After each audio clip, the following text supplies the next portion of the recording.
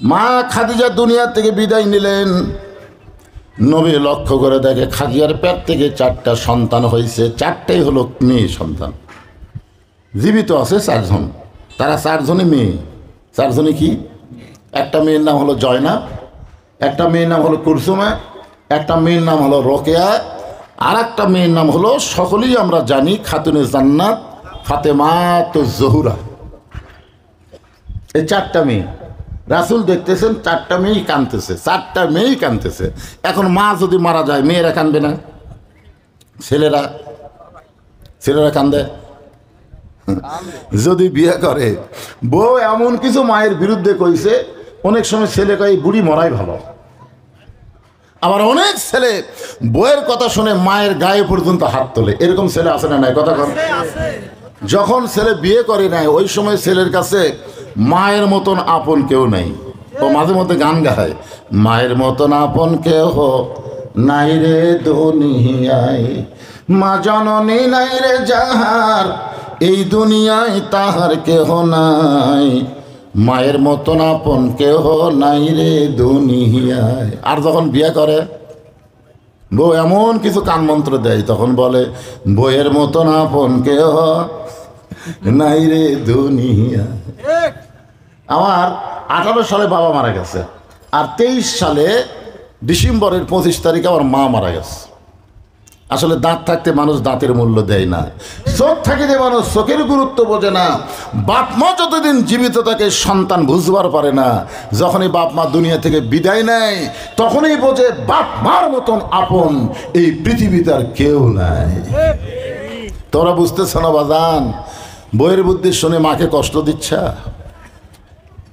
আল্লাহ রাসূল তাকায় দেখে 4টা মেয়ে কাঁদতেছে, কিন্তু 3টা মেয়ের চোখের পানির সাথে জবানের বিনাইকে শব্দ শোনা যায়, কিন্তু ফাতেমার চোখ দিয়ে শুধু দর দর করে পানি পড়ে, তার জবানের মধ্যে কোনো শব্দ নাই। আল্লাহ রাসূল 4টা মেয়ের ভিতরে ফাতেমাকে লক্ষ্য করে বললেন, ফাতেমা, তোমার মা দুনিয়া থেকে বিদায় নিয়েছে, তুমি একটু আমার ঘরে আসো, তোমার সঙ্গে গোপন কিছু গল্প আছে। নবীর ছোট মেয়ে ফাতেমা, 4টা মেয়ের মধ্যে সব চাইতে ছোট্ট ফাতেমা আল্লাহ নবীর ঘরের মধ্যে গেলে রাসূল বলেন, ফাতেমা, তোমার মা দুনিয়া থেকে বিদায় নেওয়ার সময় আমাকে একটা ওসিয়ত করে গেছে, এই ওসিয়তটা তোমাকে পালন করা লাগবে। ফাতেমা বললেন, বাবা কি ওসিয়ত করেছে? আল্লাহ নবী বললেন, তোমার মা আমার হাতের উপর হাত দিয়ে বলেছ, গো আল্লাহর নবী, আমি দুনিয়া থেকে বিদায় নেওয়ার পরে ফাতেমা যেন আমাকে গোসল করায় দেয়। আমি দুনিয়া থেকে বিদায় নেওয়ার পরে ফাতেমা যেন আমাকে কাফনের কাপড় পরায় দেয়। আমি তখন তোমার মাকে বলেছিলাম, তোমার পেট থেকে আরও 3টা মেয়ে আছে, 4 জন মেয়ে মিলে তোমারে গোসল করায় দিবে, 4 জন মেয়ে মিলে তোমাকে কাফনের কাপড় পরায় দিবে। কিন্তু খাদিজা বলে, নবী গো, আপনি বাবা, আপনি বোঝেন নাই, কিন্তু মা হয়ে আমি বুঝতে পারি সব মেয়ের গোসল আমি চাই না, সব মেয়ের পরশ আমার কাপড়ের কাপড় শরীরে দিবার চাই না, শুধুমাত্র আমার ফাতেমা যেন আমাকে গোসল করায় দেয়, শুধুমাত্র যেন আমার ফাতেমা আমাকে কাফনের কাপড় পরায় দেয়। ফাতেমা বলতেছে, বাবা, এই খবর যদি আমার 3 বোন শুনতে পায় তারা মনে মনে কষ্ট পাবে। রাসূল বলে, ফাতেমা, কে কি পাইল সেটা পরের কথা, কিন্তু ওসিয়ত পালন করা হলো ওয়াজিব। জোরে গান সুবহানাল্লাহ। ফাতেমা বলতেছেন, বাবা, আরও 3টা বোনকে আমার মা মাইনাস করে আমাকে কেন এই 2টা ওসিয়ত করলো? আল্লাহ রাসূল বললেন, সেটা তোমার মা ভালো জানে, কারণ আমি যে বাবা, আমি তো সন্তান সম্পর্কে তেমন জানি না, কোন সন্তান কেমন এটা কিন্তু বাবা জানে না। এটা কে জানে? কেন জানে কোন তো? বাবা আনন্দে মাতিয়া সাগরে ভাসাইয়া সেই যে চইলা যায় খবর লয় না, মাজন ধরিয়া উদরে কতই কষ্ট করে, 10 মাস পরে পায় প্রসবের বেদনা, এমন দরদি ভবে কেউ হবে না আমার মা, মা গো। আমার মায়েদেরকে একটা নসিহত করি, মা একটু ধৈর্য ধরলে নর্মালি কিন্তু আপনাদের বাচ্চা হবে। একটু যদি আপনার ধৈর্যশীলা হন না, তাহলে প্রত্যেকটা বাচ্চাই কিন্তু নর্মালি জন্মগ্রহণ করবে। জোরে কোন কথা ঠিক কিনা? কারণ আমরা ট্রেনের উপর যে কয়টা মানুষ বসে আছি, যে কয়জন আমরা বসে আছি, আমরা কেউ কিন্তু সিজার করে না। সিজার করা আজ থেকে 20 বছর আগে সিজার শব্দ মানুষ শুনি। প্রত্যেকটা বাচ্চা আছে নর্মালে, সেই জন্য আমরা গান করতে শান্তি পাচ্ছি। কি বলবো প্রসবের কথা, মা বিনে সেই ব্যথা কেউ তো বুঝিবে না। মাজন ঠেকিয়া সন্তানের দায়, অকালে মা মারা যায়। ঠেকিয়া সন্তানের দায়, অকালে মা মারা যায়। আল্লাহ রাসূল বলেন, কোন মুমিনা নারী সন্তান প্রসব করার সময় যদি মারা যায়, ওই নারীটা শহীদের মর্যাদা পাবে। মারা তো যায় না, আগে হয়তো 4-5 গ্রাম মিলে 2-1টা মা মরার খবর আমরা পাইছি, ঠিক কিনা বলেন? অধিকাংশই তো নর্মালি বাচ্চা হয়। আমার মায়েদের অনুরোধ করবো, মা যাদের পেটে বাচ্চা আইছে আপনি নিয়ত করবেন মরে যাবো কিন্তু সিজার করবো না। এই নিয়তটা করেন, ইনশাআল্লাহ আপনিও ভালো থাকবেন, আপনার বাচ্চাও ভালো থাকবে। এই সিজার করার বাচ্চাদের মতন অষ্টাউর বাচ্চা দুনিয়াতে নেই। জোরে কোন ঠিক কিনা? হ্যাঁ, এরা খুবই দুষ্ট। এরা মোবাইল ছাড়া ভাত খায় না, মোবাইল ছাড়া এদের কান্না থামে না। এত খারাপ হয়েছে এরা, দেখেন খেয়াল করে। কারণ এ তো জন্মের সময় কোনো ধাক্কা পায়নি, ধাক্কা বাসা। কারণ 2 দিন পরে নর্মালে বাচ্চা হলো টানিয়ে টানে বের করা রাখতো। আমার দাদি আমারে কইছে, ভাই তোকে বের করার সময় তোর মাথা লম্বা হয়ে গেছিল, পরে আমরা মাথা থাবড়ে থাবড়ে গোল করছি। চিন্তা করে দেখেন, একটা অ্যানালগ একটা নর্মালে বাচ্চা হলে তার কত কষ্ট। আর এই যে সিজার করছে, পেট কাটিছে, পেট কাটা দেখার ঘুমই ভাঙেনি। মানে আর 2 দিন পয়সা এতটুকু পাবি, তারপরে দুনিয়াতে আসবি। আর দুনিয়াতে আসার সময় হয়নি, কিন্তু ডাক্তারের টাকা কামাইয়ের জন্য পেট কাটা দেখেন কি বিপদ রে, এত ঘুম ভাঙ্গেনি। তখন বাচ্চা বার করে পাও ধরে এরকম একটা ঘুরেন দেয়, বুঝলেন, চেতন করার জন্য। এই ঘুরানোর মাথাতে একটা ঝাঁকি খাই এবার কান্দে ওঠে, ওই যে ঝাঁকি খাওয়া কাছে। এই কারণে দুনিয়াতে তো অষ্টাউর কোনো জায়গায় ঠিক মতো বসে থাকে না, খালি দুষ্টামি করে। দেখবেন একদম সিজার করে বাচ্চাকে বুদ্ধি বেশি না, কারণ ও ঝাঁকি খায়নি তো মাথা। এত ব্রেন ধর বাপ মাও পর্যন্ত ওর সাথে পারে না। তাই মায়েদেরকে আমি বলতেছি, মা আপনারা যদি না চান, দুনিয়ার কোনো বাবাও চাবে না তার বউকে সিজার করাবে, কিন্তু আপনাকে কারণে কি করবে বেকায়দা। একটু মনোযোগ দিয়ে শুনবেন। আল্লাহ রাসূল বলেন, ফাতেমা তোমার মা একদিন গল্পে গল্পে আমারে বলেছে, ওগো আল্লাহর নবী আপনি কি জানেন আমার ফাতেমা যখন জন্মগ্রহণ করেছে তখন ফাতেমার খবর কি? রাসূল বলে, আমি কেমনে জানবো? ফাতেমা জন্মের সময় তো আমি ঘরের মধ্যে ছিলাম না।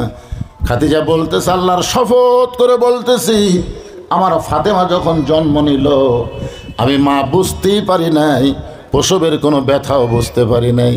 তাকায় দেখি আমার মেয়ে তার 2টা হাত তার ইজ্জতের উপরে ধরে জন্ম নিয়েছে। আমি মা হইয়া পর্যন্ত আমার মেয়েটার ইজ্জত আমি দেখতে পারি নাই।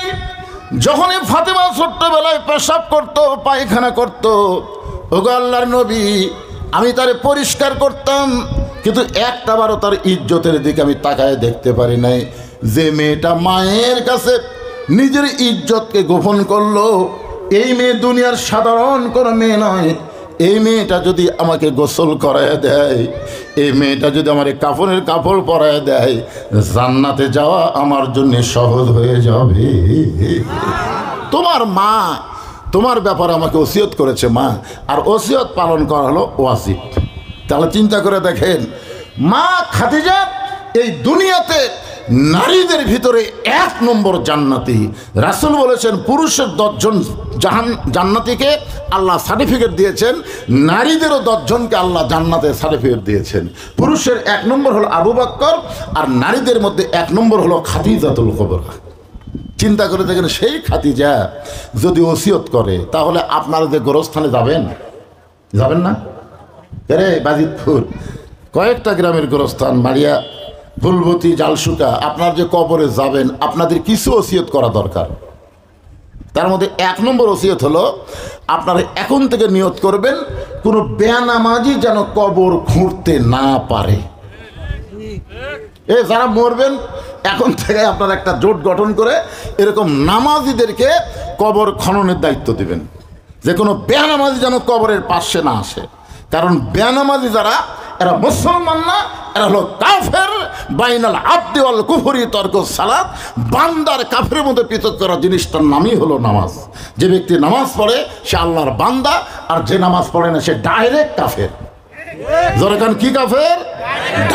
ডাইরেক্ট কাফের, কোনো গোজামিলের কাফের নাকি, ডাইরেক্ট কাফের। কয়েকটা হাদিস দেখেন, একটা কঠিন হাদিস, লা সালাতা লা ইমানা, যার নামাজ নাই তার ইমান নেই। তা আপনি মরে গেলে হিন্দুরা আপনার কবর খুললে আপনি খুলবার দেবেন? একটা হিন্দুর চাইতো বেনামাজি খারাপ। একজন ঠিক কন কেন? আপনার কি বেনামাজির দল নাকি? তো কথা কন না কেন রে? রাসূল বলেছেন, মান তারাকা সালাতু মুতাম্মিদান ফাকাদ কাফারা, ইচ্ছা করে একটা ওয়াক্ত নামাজ বাদ দিল সে আল্লাহর সঙ্গে কুফরি করলো। তাহলে বেনামাজি একটা নামাজি ব্যক্তির কবর খুলবে কেন? ইমাম মালিককে প্রশ্ন করা হলো, হুজুর বেনামাজি মারা গেলে কি করা লাগবে? ইমাম মালিক বললেন, রাস্তাত করে কুত্তে মরলে তোমরা কি করো? রাস্তাত কুত্তে মরলে কি করো? বলে রাস্তায় কুত্তে মরে থাকলে আস্তে আস্তে পচে দুর্গন্ধ হবে, রাস্তার মানুষ যাওয়া আসায় কষ্ট পাবে, এই জন্যে আমরা কুকুরকে একটা অজাগাত দাফন করি। অজাগাত দাফন মানে পুঁতে থুই। তো তখন তোমরা কুকুরকে গোসল করে দাও? তোকে না, তা তো করে দিই না। কুকুরক তোমরা কি কাপড়ের কাপড় পরাও? তাও তো করি না। কুকুরক কি তোমরা কান্দত লেও? তাও তো লেই না। তো তাহলে কি করো? বলে কুকুরের পাওয়ার দড়ি লাগে যায় পুঁতে থই। তো একটা বেনামাজি মারা গেলে এর চাইতে বেশি করা যাবে না। আর বেনামাজির জানাজায় কোনো নামাজি ব্যক্তিও সামিল হতে পারবে না। কোনো বেনামাজার জানাজায় কোনো নামাজি ব্যক্তি সামিল হলে তার আমল নামায় 1 হোক বা পরিমাণ পাপ হয়। সাবের বলেন, হুজুর 1 হোক বা কি? বলে উহুদ পাহাড় প্রমাণ। উহুদ পাহাড়ের সমান বেনামাজির জানাজার যদি আপনি যান ওই রকম পাপ হবে। কি মনে করতেছেন? বেনামাজি মানে আল্লাহর সাথে সরাসরি গাদ্দারি করলো। আর যে ব্যক্তি আল্লাহর সঙ্গে গাদ্দারি করলো তার জন্য আপনি জান্নাতের দোয়া করবেন, আর কি মনে করতেছেন? আমাদের এলাকায় কেউ মরলি ওরাই 5 জন, গোটা গ্রামের কবর খোঁড়া চুক্তি লিছে 5 জন। বাপ মরছে, বেটাকে বলতে ভাই কবর খোঁড়বে যাচ্ছি, 5 প্যাকেট সিগারেট দে। তো 5 প্যাকেট সিগারেট দিছে, ওরা ওডি থেকে সিগারেট টানা শুরু করছে ওই জায়গার থেকে। কবর খুঁড়তেছে ওই সিগারেট টানতেছে, যাই কোদাল মারতেছে ওইও সিগারেট, যাই মাটি তুলতেছে ওইও সিগারেট, সমান করতেছে ওইও সিগারেট। তো একটা কবরে যদি 5টা সিগারেট জ্বলে ওই এলাকার মধ্যে ফেরেশতা থাকবে কম? ফেরেশতারা সবচাইতে দুর্গন্ধকে ভয় করে বেশি। সিগারেটের দুর্গন্ধে একটা ফেরেশতা নেই, সব রাস্তাত খাড়া আছে। বাজিতপুর গোরস্থানত নাই, রাস্তা কেন ফেরেশতা? গোরস্থান বাদ রাস্তা কেন? যে ধোঁয়া উঠতেছে আল্লাহ, আমরা ওটি থাকবার পারি? আপনি যে বললেন না জর্দা, আপনি বাপের সামনেও পান খাবার পারেন। এখন পানের মধ্যে কি লুকা থোছেন আল্লাহ ভালো জানে। জর্দা থোছেন না সুপারি থোছেন, যেটা একটা থোছেন।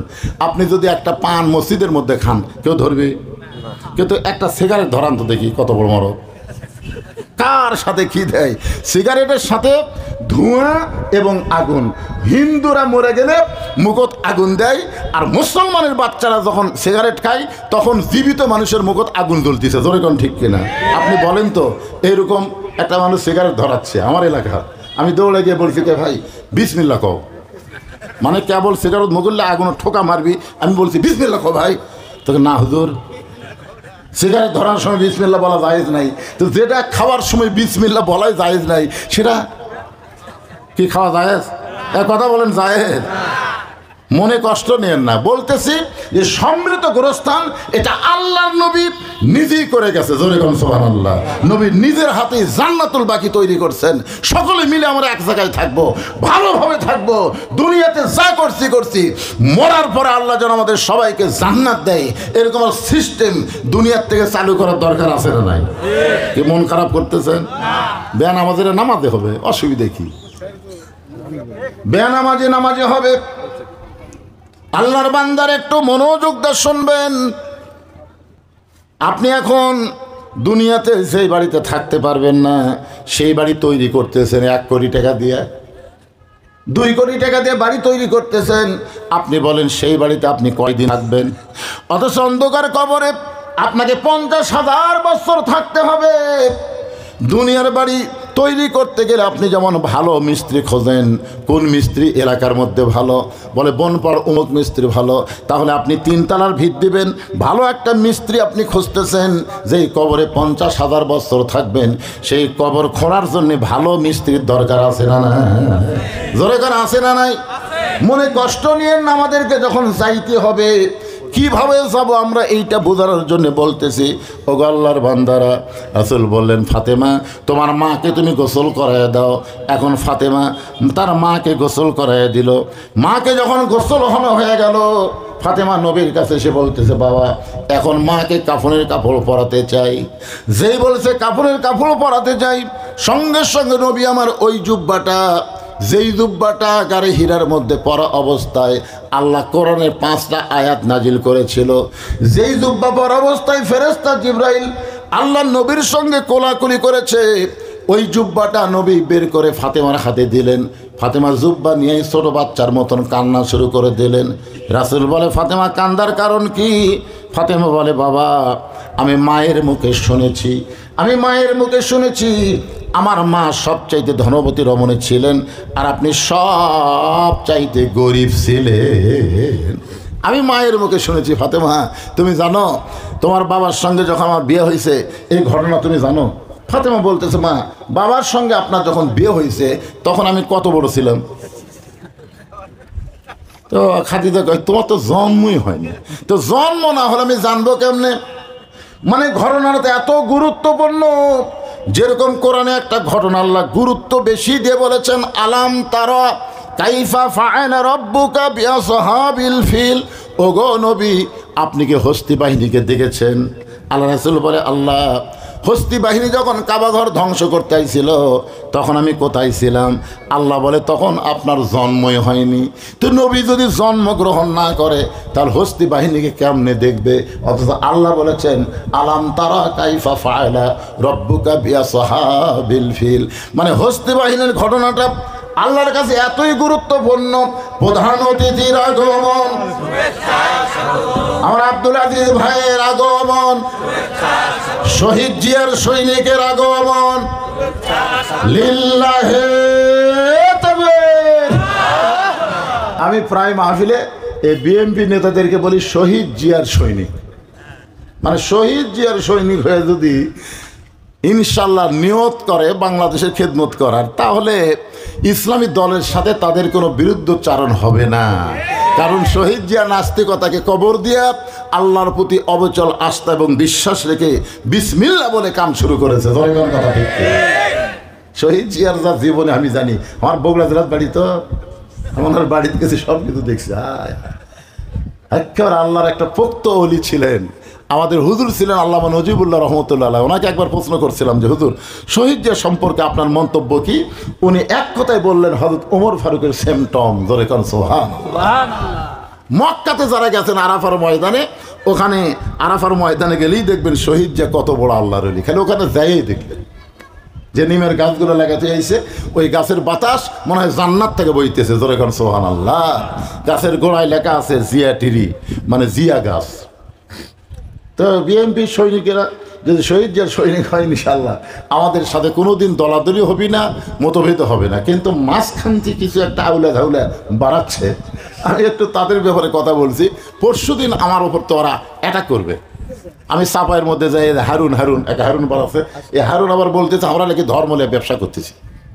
আপনি বলেন এ পর্যন্ত আমি কোনো দল নিয়ে একটা কথা বলছি?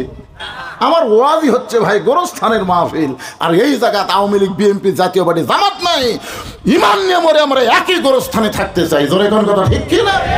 আজান দিলে যেরকম মুসলমানের নামাজ পড়ে, কোন দল করে আমরা খুঁজি নাকি? মসজিদের মধ্যে আওয়ামী লীগ ঢোকার সময় কোন পায়? বিএনপি, জামাত। আবার কাতার যদি একটা হয়, 10 দলের মুসল্লি কাতার হলো একটা, তখন কি 10 দল 10 কাতার করবি না 1 কাতার করবি? যদি আওয়ামী লীগ 4 আঙ্গুল সামনে যায় আর জামাত যদি টান মারে, কে আওয়ামী লীগ কি বলবি? এমন টানিস করে যুদ্ধ অপরাধী বলবি? কারণ মসজিদের মধ্যে যখন ঢুকছে তখন সব দল কবর দিয়ে সব মুসলমান এক কাতার হয়ে গেছে। তো এই গোরস্থানের মাহফিলে আমাদের কোনো দলাদলি চলবে না, আমরা সব মুসলমান এক কাতার হব। আমি যে কথা বলতেছিলাম, আল্লাহ রাসূল বললেন, ফাতেমা তুমি কি বলতে চাও? ফাতেমা বলে, বাবা মক্কার দোকানে কি নতুন কোনো কাপড় নাই? নতুন কোনো কাপড় না দিয়া এই পুরাতন জুব্বা আমার মাকে কাফনের কাপড় দিবেন? আমি আমার মায়ের মুখে গল্প শুনেছি, আপনি যখন পৃথিবীর সবচাইতে গরিব ছিলেন, আমার মা ছিল সবচাইতে ধনবতী। সুবহানাল্লাহ বলেন। আসলেই তো তাই। মা খাদিজার মতো ধনবতী রমণী সেই সময় মক্কায় কেউ ছিল না। আল্লাহর নবীর মতন গরিব এতিম সেই সময় কেউ ছিল না, কারণ শিশুকালে মইরা গেছে মা, গর্ভে থাকতে মরছে পিতা, নবী চোখে দেখলেন না। কে করিবে লালন পালন, কে দিবে সান্ত্বনা? এই দুনিয়ার বড় এতিম নবী ছিলেন একজনা। মা দুনিয়া থেকে মরে যাওয়ার সঙ্গে সঙ্গে আমার মাকে আপনি ভুলে গেলেন বাবা। এই পুরাতন জুব্বাখান আমার মাকে কাফনের কাপড় হিসাবে দিচ্ছেন। রাসূল কান্দে বলে, ফাতেমা এই জুব্বা আমি তোমার মাকে দিচ্ছি না মা, বরং তোমার মা আমার কাছে চেয়ে নিয়েছে। ফাতেমা বলেন, বাবা এই জুব্বার এমন কি মাহাত্ম্য যেই জুব্বা আমার মা আপনার কাছে চাইছে? রাসূল বলেন, ফাতেমা এই জুব্বা দুনিয়ার সাধারণ কোনো জুব্বা নয়, এই জুব্বার সঙ্গে আল্লাহর কোরআনের সম্পর্ক রয়েছে। একটা কোরআনের সম্পর্ক সাধারণ জুব্বার সাথে থাকলে জুব্বার দাম যদি বেড়ে যায়, সেই কোরআনের সঙ্গে আমাদের সম্পর্ক যদি রাখতে পারি, আপনারা বলেন তো আমাদের দাম বাড়বে না কমবে? দেখবেন একই গাছের কাঠ দিয়ে তিনটা জিনিস বানাইছে, একটা হলো খাট, একটা সোফা, আর একটা রেহাল। একটা কি রেহাল, একটা খাট, একটা সোফা, গাছ কিন্তু একটা। আপনার বলেন তো তিনটা জিনিসের মধ্যে, খাট সোফা রেহালের মধ্যে আপনি কার গুরুত্ব বেশি দিবেন? কেন? কারণ খাটের সাথে মানুষের সম্পর্ক, সোফার সাথে মানুষের সম্পর্ক, আর রেহালের সাথে হলো আল্লাহর কোরআনের সম্পর্ক। এখন আমরা অন্ধকার কবরে যদি যাই, সেই কবরে আল্লাহর কোরআনের সঙ্গে যদি সম্পর্ক রেখে যাইতে পারি, তাহলে আমাদের কবর কবর থাকবে না, আমাদের কবরকে আল্লাহ জান্নাতের বাগান বানায় দেবে। কারণ আমাকে বলা হয়েছে, হুজুর আপনাকে বাজিতপুরের লোকেরা অত্যন্ত ভালোবাসে, আর অনেক বছর পরে আইছি তো আমরা সকলে একটা গান শুনছিলাম, গোরস্থানের একটু মাটি বায়না করে রাখ, কখন যেন আসতে পারে তোমার মরণেরই ডাক। দুনিয়ার বাড়ি ঘরের জন্য আমরা অনেক করি, কিন্তু সেই বাড়িতে থাকা হচ্ছে না ভাইজান। এই গোরস্থানই তো আমাদের থাকা লাগবে। এখন গোরস্থানের খবর কি? গোরস্থান তো মাজার করা যাবে না, গোরস্থানকে পূজা করা যাবে না, কিন্তু গোরস্থানের চারিধার বাউন্ডারি দিয়ে গোরস্থানে শিয়াল কুত্তা যেন ঢুকতে না পারে, এই জন্য পুত পবিত্র গোরস্থান রাখতে হবে। আমি দেখছি জান্নাতুল মাওয়া, জান্নাতুল বাকি, আমার মক্কায় গিয়ে বহু গোরস্থান দেখছি, সুন্দর করে চারিদিকে প্রাচীর করে, সুন্দর গেট করে, গোরস্থানের মধ্যে উজুখানা থাকবে, গোরস্থানের মধ্যে একটা ঘর থাকবে, সেখানে কিছুক্ষণ যে মানুষ বিশ্রাম করবে, এরকম কিছু আপনাদের গোরস্থানে কি আছে আমি তো জানি না। তো এই জন্য গোরস্থানের উন্নয়ন করবে যখন মাহফিল, আপনাদের বাপ মা আপনজন যারা কবরে চলে গেছে তাদের রুহের মাগফিরাত কামনায় আজকের এই দোয়ার মাহফিল, কোরআনের মাহফিল করা হয়েছে। এখন আপনারা সেই বাপ মার কবরকে জান্নাতের টুকরা এবং নিজেও গোরস্থানে যাবেন। গোরস্থানের উন্নয়নে কে কি পারবেন 10টা মিনিটের মধ্যে আপনার দেওয়ার পরে বাকি কথা বলে আমি আপনাদের প্রথম পর্বের মোনাজাত শেষ করে দিব। তারপরে জোহরের নামাজের পরে আবার দ্বিতীয় পর্ব শুরু হবে। দানের কথা শুনে যেন উঠে যান না, কারণ যাওয়া লাগবেই। বাড়ির যান আর হাটে যান আর যেখানে যান, কবর যাওয়া লাগবে। জোরে কোন কথা ঠিক কিনা? আল্লাহ কোরআনে বলেছেন, জাআত সাকারাতুল মাউত হাক্কুন। হিন্দুরা পর্যন্ত বিশ্বাস করে, অন্য ধর্মের লোকেরা যারা আল্লাহ মানে না তারাও বিশ্বাস করে, মৃত্যুর চাইতে সত্য কোনো জিনিস নাই। জোরে কোন কথা ঠিক কিনা? তো